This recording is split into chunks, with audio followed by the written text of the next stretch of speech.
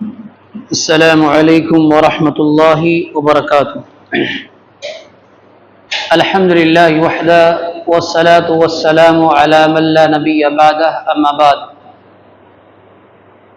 اللہ رب العالمین کا فضل اور اس کا احسان ہے اور اس کی توفیق ہے ہم پر، آپ سب پر، اور جتنے بھی لوگ یہاں پر الحمدللہ نماز ادا کیے ہیں۔ دیکھیے، عبادت کی توفیق مل جانا اور برائی سے بچ جانا، یہ اللہ رب العالمین کی بہت بڑی مہربانی ہے، بہت بڑا انعام ہے، اور ہمیشہ اس پر ہم اور آپ کو شکر گزار ہونا چاہیے۔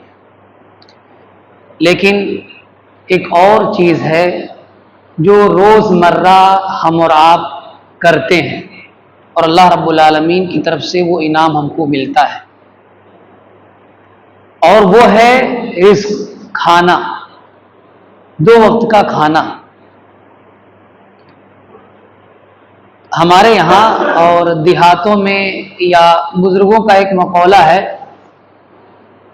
کہ پہلے کھانا کھائیں گے، اس کے بعد پوجا کریں گے، عبادت کریں گے۔ لیکن یاد رکھیے، نبی صلی اللہ علیہ وسلم نے یہ مقولہ بھی غلط ثابت کر دیا۔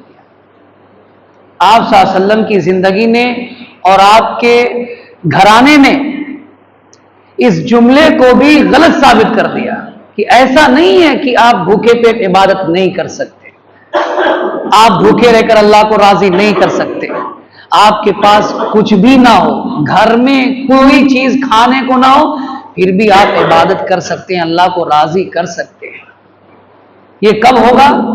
جب ہمارا دل ایمان سے بھرا ہوا ہوگا، ہمارے دل میں اللہ کی یاد، اللہ اور اس کے رسول کی محبت بھری ہوئی ہوگی، ایمان کا جذبہ اعلیٰ درجے پر ہوگا، بہتر ہوگا، ہمارا ایمان چمکتا ہوگا، ایمان سے ہماری زندگی منور ہوگی، تو یاد رکھیے، گلا نہیں، پیٹ نہیں، اگر یہ ہونٹ بھی پھٹ جائیں سوکھے سوکھے رہ کر، تب بھی اس میں سبحان اللہ الحمدللہ ایک بندہ نکال سکتا ہے۔ یاد رکھیے گا، ابھی آپ میں سے اکثر لوگ کھانا نہیں کھائے ہوں گے، لیکن اگر آپ کا یہی کھانا روک دیا جائے، آپ کہا جائے کہ کچھ بھی نہیں کھانا، صرف پانی پی کے سو جانا ہے، میں سچ بتا رہا ہوں کہ صبح کو آپ کی آنکھ جلدی کھل جائے گی۔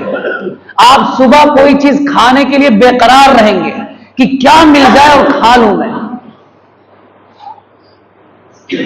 اللہ کے رسول صلی اللہ علیہ وسلم کی زندگی بیان کرتی ہیں حضرت عائشہ صدیقہ رضی اللہ تعالیٰ عنہ، کس سے؟ اپنے بھانجے حضرت عروہ رضی اللہ تعالیٰ عنہ سے کہتی ہیں کہ اے میرے بھانجے، اور یہ شکوہ نہیں کر رہی تھی، یہ بطور نصیحت، عبرت، یہ بات بتا رہی تھی، اور اسی وجہ سے میں بھی وہ حدیث آپ سب کو بیان کر رہا ہوں تاکہ مجھ پر بھی اثر ہو، آپ سب پر بھی اثر ہو اس حدیث کا، اور رسول اللہ صلی اللہ علیہ وسلم کی زندگی کا، رسول اللہ صلی اللہ علیہ وسلم کے گھرانے کا۔ اپنا گھرانہ دیکھیے رسول اللہ صلی اللہ علیہ وسلم کا گھرانہ کیسا تھا، کہ اللہ کے رسول صلی اللہ علیہ وسلم کے بارے میں بتاتی ہیں کہ کبھی ہم ایک چاند دیکھتے، پھر ایک چاند دیکھتے، مہینے میں 2 چاند دیکھتے، اور ہمارے پاس کھانے کو کوئی بھی چیز نہیں ہوتی تھی۔ یعنی فاقہ بتا رہے ہیں کہ کیسے ہم لوگ بھوکے رہا کرتے تھے، کھانے کی کوئی بھی چیز نہیں ہوتی تھی۔ آپ یاد کریں، ایسا نہیں کہ روزے سے ہیں، کھانے کی کوئی چیز ہوتی ہی نہیں تھی کہ کھا لیں۔ عروہ رضی اللہ تعالیٰ عنہ پوچھتے ہیں، سوال کرتے ہیں کہ پھر آپ کا گزارا کیسے ہوتا تھا؟ یعنی آپ کے پاس کوئی چیز نہیں ہوتی تھی، کچھ بھی ایسا کیسے چلتا تھا؟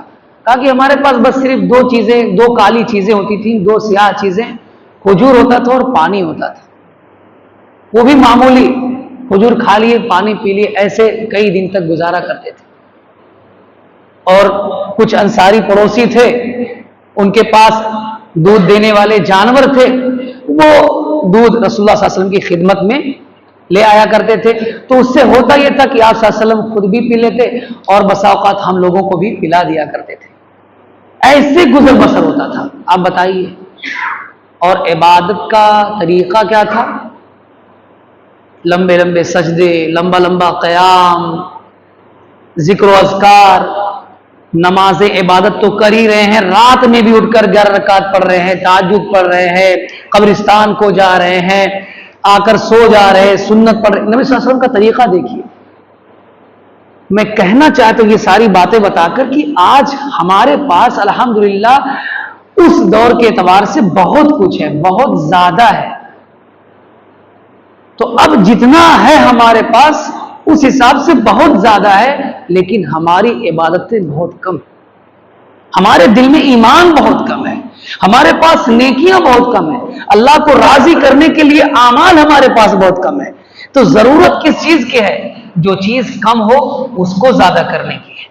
تو کمی کس چیز کی ہے؟ نیک اعمال کی، اچھے اعمال کی، اس کو زیادہ کرو، زیادہ سے زیادہ کرو۔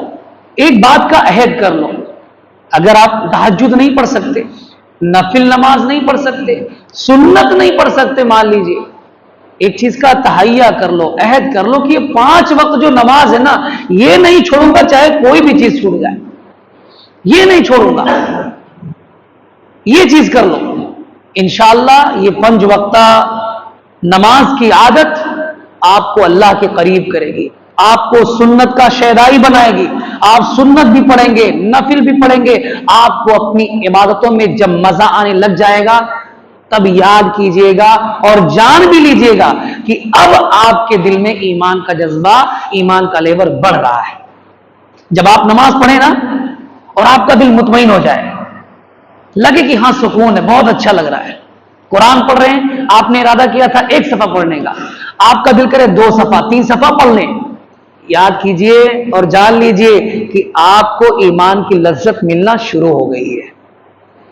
آپ مسجد میں بیٹھے ہیں، آپ کا دل لگا ہوا ہے، آپ کا اٹھ کر جانے کا دل نہیں کر رہا ہے، آپ چاہ رہے کہ ابھی بھی ایسے بیٹھے رہیں، چاہے خاموشی بیٹھے رہیں، تب جان لیجئے گا کہ آپ کا دل ایمان میں اضافہ ہو رہا ہے، آپ کے ایمان میں بڑھوتری ہو رہی ہے، آپ اللہ کے قریب ہو رہے ہیں۔ اور اگر کہیں خدا نہ خواستہ اللہ ایسا نہ کرے کہ ہمارا دل گھروں میں لگا رہے، بازاروں میں لگا رہے، نماز میں ہو تو اطمینان نہ ہو، بے چینی ہو، تو یاد رکھیے عبادت میں کمی ہو رہی ہے، دعاؤں میں کمی ہو رہی ہے، اعمال میں کمی ہو رہی ہے، ورنہ یہ نماز یہ روح کی غذا ہے۔ ہمارے گھروں میں جو کھانا ہے نا، جو ہم کھاتے بھی جا کر کھائیں گے، یہ پیٹ کی خوراک ہے، لیکن جو عبادت ہے یہ روح کی غذا ہے۔ اور آج اسی غذا کو ہم اور آپ اوائڈ کر دے رہے ہیں، نہیں کھا رہے ہیں۔ روح کی غذا عبادت ہے، جب یہ غذا ہم لیں گے تو ہم جسمانی اور روحانی طور پر مضبوط ہوں گے۔ اور یہ میرا آخری جملہ یاد کیجئے گا، صحابہ کرام جو مضبوط تھے نا، ہڈیاں ہوتی تھی، بوڑھے ہوتے تھے، بزرگ ہوتے تھے، پھر بھی 10-10 12-12 کلو کے ہتھیار اٹھا لیا کرتے تھے اور میدانوں میں بھوکے پیاسے رہا کرتے تھے، ریتیلی زمین پر پیدل ننگے پاؤں چلا کرتے تھے اور ان کے پاؤں پھٹ جایا کرتے تھے۔ یہ کون سی غذا ہوتی تھی؟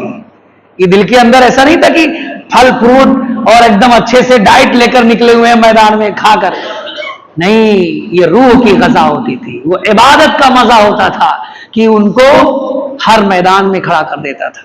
نماز میں تو نماز میں کھڑے رہے، مسجد میں تو مسجد میں بیٹھے رہے، جب بھی باہر بلایا تو باہر آ گئے، جب بھی خرچ کرنے کا آیا تو سب کچھ نکال کر خرچ کر دیا۔